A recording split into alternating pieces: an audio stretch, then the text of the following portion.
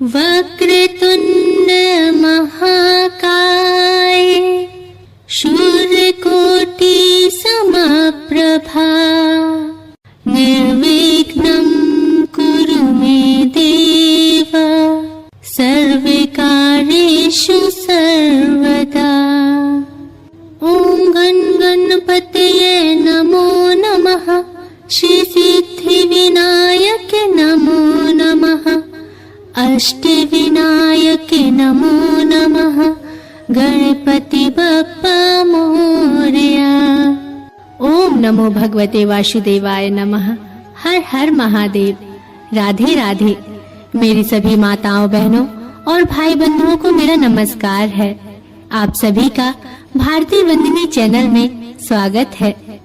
मित्रों, प्रतिवर्ष भाद्रपद माह में शुक्ल पक्ष की चतुर्थी तिथि से गाजे बाजे के साथ घर घर में गणपति की स्थापना शुरू हो जाती है। देश भर में गणेश चतुर्थी के दिन से 10 दिन तक चलने वाले गणेश उत्सव की शुरुआत हो गई है। लेकिन क्या आप जानते हैं कि यह उत्सव 10 दिनों तक ही क्यों चलाया जाता है? आइए जानते हैं कि इसके पीछे का क्या कारण है। मित्रों, गणेश उत्सव मनाने के पीछे कई कथाएं प्रचलित हैं। माना जाता है कि भाद्रपद माह में शुक्ल पक्ष की चतुर्थी तिथि को ही गणेश जी का जन्म हुआ था, इसलिए इस दिन को गणेश चतुर्थी के नाम से जाना जाता है। वहीं दूसरी ओर 10 दिनों तक गणेश उत्सव मनाने के पीछे यह कथा मिलती है कि वेद व्यास जी ने गणेश भगवान से महाभारत ग्रंथ लिखने की प्रार्थना की, तो गणेश जी ने 10 दिनों तक बिना रुके महाभारत लिखते रहे। जब वेद व्यास जी ने देखा तो पाया कि गणेश जी का तापमान बहुत बढ़ा हुआ है और वे 10वें दिन उन्हें नदी में स्नान करवाने ले गए।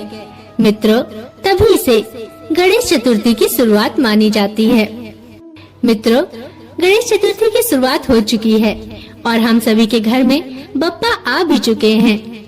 और इसी शुभ अवसर पर मैं आपको इन गणेश उत्सव के 10 दिनों में बप्पा की 10 रोचक कथाएं सुनाने वाली हूँ, जिससे गणेश उत्सव के साथ साथ बप्पा की कथाएं सुनने से बप्पा का आशीर्वाद हमेशा हम पर बना रहे और उनकी कथाओं का रसपान गणेश उत्सव के उत्साह को और बढ़ा दे और सभी भक्त भक्ति रस में डूबे रहें। तो चलिए बप्पा का दर्शन करते हुए आज की प्रथम कथा शुरू करते हैं। मित्रों, आज गणेश जी की प्रथम कथा है, जिसका शीर्षक है कि मूषक राज गणेश जी के वाहन कैसे बने और गणेश जी के चूहे का क्या नाम है। तो चलिए सुनते हैं इससे जुड़ी कथा। धर्म ग्रंथों के अनुसार हजारों युग पहले एक बहुत ही भयंकर असुरों का राजा था, जिसका नाम गजामुख था।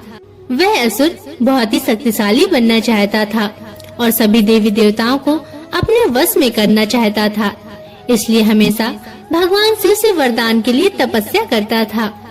शिव जी से वरदान पाने के लिए वह अपना राज्य छोड़कर जंगल में जाकर रहने लगा और शिव जी से वरदान प्राप्त करने के लिए बिना पानी पिए, बिना भोजन खाए दिन रात तपस्या करने लगा। मित्रों, कुछ साल बीत गए। शिव जी उसके अपार तप को देखकर प्रसन्न हो गए और शिव जी उसके सामने प्रकट हुए।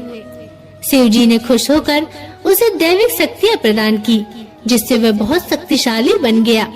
सबसे बड़ी ताकत जो शिव जी ने उसे प्रदान की वह यह थी कि वह किसी भी शस्त्र से नहीं मारा जा सकता।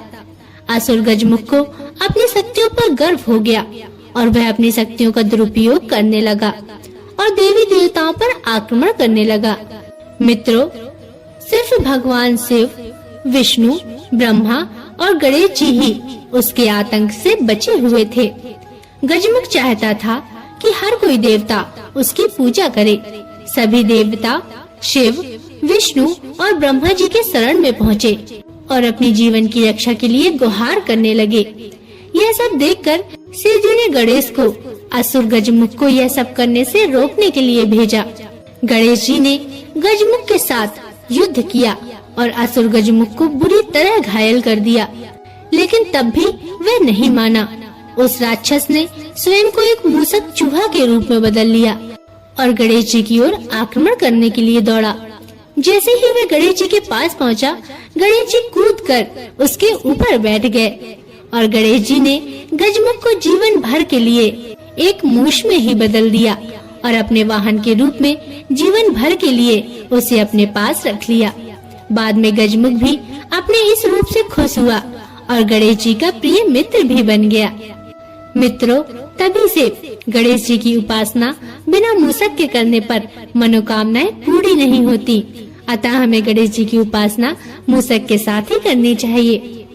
मित्रों, गणेश जी के वाहन मूषक से संबंधित एक अन्य कथा का जिक्र भी गणेश पुराण में मिलता है, जिसके अनुसार द्वापर युग में एक बहुत ही बलवान मूषक महर्षि पराशर के आश्रम में आकर महर्षि को परेशान करने लगा।